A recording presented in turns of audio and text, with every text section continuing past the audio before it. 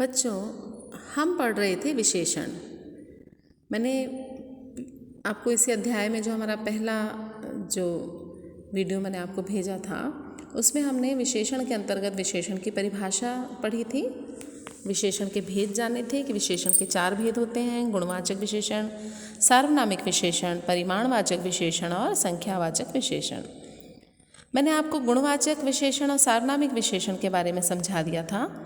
आज हम पढ़ेंगे परिमाणवाचक विशेषण। तो परिमाणवाचक विशेषण क्या होता है? इसमें जो विशेषण शब्द संज्ञा शब्दों के परिमाण संबंधी, परिमाण यानी कि वस्तु की मात्रा, नाप, तौल आदि, तो जो विशेषण शब्द संज्ञा शब्दों के परिमाण संबंधी विशेषता का बोध कराते हैं वे परिमाणवाचक विशेषण कहलाते हैं। यह विशेषण किसी वस्तु की मात्रा, नाप या तोल भी बताते हैं। जैसे मेरी बकरी ज़्यादा दूध नहीं देती, तो यहाँ पर परिमाण क्या है? ज़्यादा, है ना। 1 लीटर दूध लाओ, तो क्योंकि ये क्या है ना, यहाँ पर नाप तौल है। 1 लीटर दूध लाओ, तो 1 लीटर, तो ये परिमाणवाचक विशेषण में आ जाएगा। ठीक है। अब परिमाणवाचक विशेषण में भी 2 भेद होते हैं: निश्चित परिमाणवाचक विशेषण और अनिश्चित परिमाणवाचक विशेषण।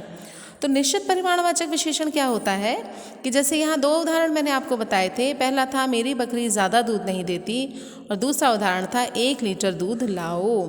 तो मेरी बकरी ज़्यादा दूध नहीं देती, ये अनिश्चित परिमाणवाचक का उदाहरण है। ठीक है ना, कि मेरी बकरी ज़्यादा मतलब उसमें मात्रा तौल नहीं बताया आपको कि भी 1 लीटर दूध देती है या आधा लीटर देती है, पाव भर देती है, नहीं। तो उसमें बताया गया आपको कि मेरी बकरी ज़्यादा दूध नहीं देती, तो ये अनिश्चित परिमाणवाचक है का उदाहरण है। और 1 लीटर दूध लाओ, तो ये निश्चित परिमाणवाचक का है ना। जहाँ पर मात्रा निश्चित है, मात्रा दी हुई है, वो निश्चित परिमाणवाचक होगा। और जहाँ पर मात्रा नहीं दी गई है, नाप तौल की मात्रा नहीं दी गई है, वहाँ पर आपका अनिश्चित परिमाणवाचक विशेषण होगा। और संख्यावाचक विशेषण चौथा हम पढ़ेंगे। इसमें भेद जो है, चौथा भेद है संख्यावाचक विशेषण। तो संख्यावाचक परिमाणवाचक में क्या अंतर होता है कि संख्यावाचक में तो आप गिन सकते हैं, है ना, संख्या पता चल जाती है, और परिमाण में नाप या तोल। अब जो विशेषण शब्द संज्ञा या सर्वनाम की संख्या या क्रम का ज्ञान कराते हैं उन्हें संख्यावाचक विशेषण कहते हैं। जैसे स्कूल में 35 विद्यार्थी पढ़ते हैं, तो यहाँ पर हम विद्यार्थियों को गिन सकते हैं, इसलिए ये संख्यावाचक विशेषण हुआ। मेरे पास 4 किताबें हैं, तो ये भी गिन सकते हैं। हमें एक ही गाना आता है, यहाँ पर भी संख्या है। तो संख्यावाचक विशेषण क्या होता है? जो विशेषण शब्द संज्ञा या सर्वनाम की संख्या या क्रम का ज्ञान कराते हैं उन्हें संख्यावाचक विशेषण कहते हैं। अब इसके भी 2 भेद हैं: निश्चित संख्यावाचक विशेषण और अनिश्चित संख्यावाचक विशेषण। तो निश्चित में तो क्या होता है, जो विशेषण शब्द किसी निश्चित संख्या का बोध कराएं तो निश्चित संख्यावाचक कहलाते हैं, और जो विशेषण शब्द किसी निश्चित संख्या का बोध नहीं कराते हैं वो अनिश्चित संख्यावाचक विशेषण कहलाते हैं। 2 पुरुष घूमने जा रहे हैं, मैं 12वीं कक्षा में पढ़ता हूँ, तो यहाँ पर निश्चित कि 2 पुरुषों की संख्या क्या है? 2 है वे, और मैं कौन सी कक्षा में पढ़ता हूँ? 12वीं कक्षा में, तो क्लियर है। और यहाँ पर अनिश्चित, मुझे कुछ सामान लाना है ना। तो अनिश्चित, कुछ बहुत थोड़े बच्चे ही आए हैं। कई बार होता है ना कि भाई 12 बच्चे आए हैं, क्लियर है, बहुत थोड़े बच्चे आए हैं तो उसमें काउंटिंग नहीं है, गिनती नहीं है, तो ये अनिश्चित संख्यावाचक विशेषण होगा, है ना, है इसमें। अब हम आगे देखेंगे कि परिमाणवाचक विशेषण और संख्यावाचक विशेषण में क्या अंतर है। तो दोनों विशेषणों में यह अंतर है कि एक तो गणनीय है और दूसरी मापतौल संबंधी है। ठीक है ना, एक तो क्या है? गणनीय है, एक में गणना की जा रही है, हम गिन सकते हैं, दूसरी मापतौल संबंधी है। 3 पेड़ घने हैं, थोड़ा दूध पी लो, तो यहाँ पर संख्या है। लेकिन आपको मैं एक बात बता दूं कि यहाँ पर जो है ना, थोड़ा दूध पी लो, तो ये संख्या नहीं परिमाण होगा, क्योंकि दूध कैसे होता है? दूध माप तौल करके आता है। ठीक है ना, तो यहाँ पर क्या होगा? ये परिमाण का उदाहरण होगा, परिमाणवाचक का। अब इसमें थोड़ा दूध पी लो, तो जैसे 1 गिलास दूध पी लो तो निश्चित परिमाण है, थोड़ा दूध पी लो तो अनिश्चित परिमाण है। ठीक है ना, संख्यावाचक जहाँ हम गिनती गिन सकते हैं, और जहाँ जिसकी गिनती जैसे कि पापा बाज़ार से 5 संतरे लाए। तो संतरों की संख्या 5 है, ठीक है ना। कुछ संतरे लाए अनिश्चित है ना। मेरा भाई 2 किलो शक्कर लाया तो निश्चित है, और थोड़ी शक्कर लाया अनिश्चित परिमाण। चीनी शक्कर परिमाण में आ जाएगी क्योंकि उसको नापा और तौला जाता है, उसको क्या मापा जाता है ना, तो फिर इसलिए वो परिमाण में होगा। और जहाँ हम गिनती गिन सकते हैं, गिनते हैं वो उसमें होता है संख्यावाचक में।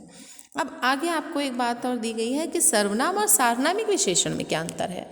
बहुत आसान सा है। जैसा कि आपको पता है कि सर्वनाम किसे कहते हैं, वे शब्द जो संज्ञा के बदले प्रयुक्त किए जाते हैं, संज्ञा के स्थान पर आने वाले शब्दों को सर्वनाम कहते हैं, बिल्कुल क्लियर। और सार्वनामिक विशेषण वो होता है कि वे संज्ञा शब्द जो सार्वनामिक विशेषण जो सर्वनाम संज्ञा से पूर्व, वैसे तो संज्ञा पहले आती है लेकिन यहाँ पर सार्वनामिक विशेषण में क्या आता है कि सर्वनाम शब्द संज्ञा से पूर्व लगते हैं और संज्ञा की विशेषता बताते हैं, है ना।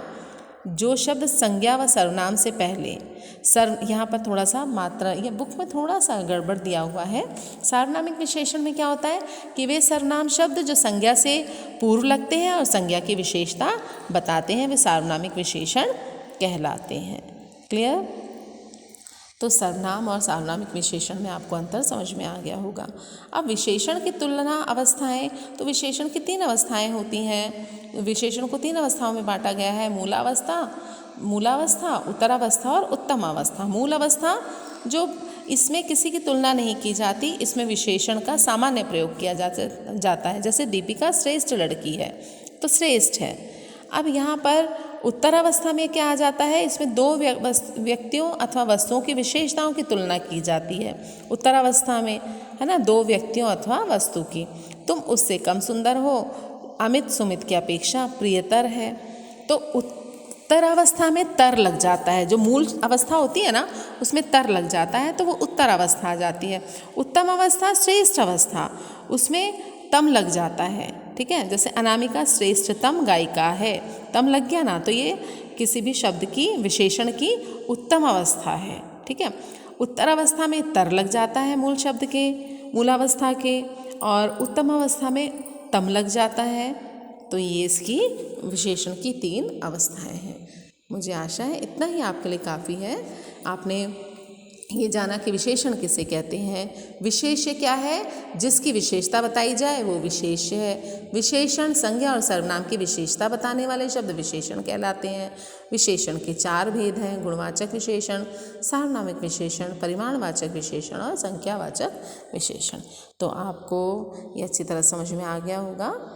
तो आगे मैं इसके अध्याय के आपको प्रश्न उत्तर भेजूँगी और उसको आपको अपनी कॉपी में सफाई से करना है।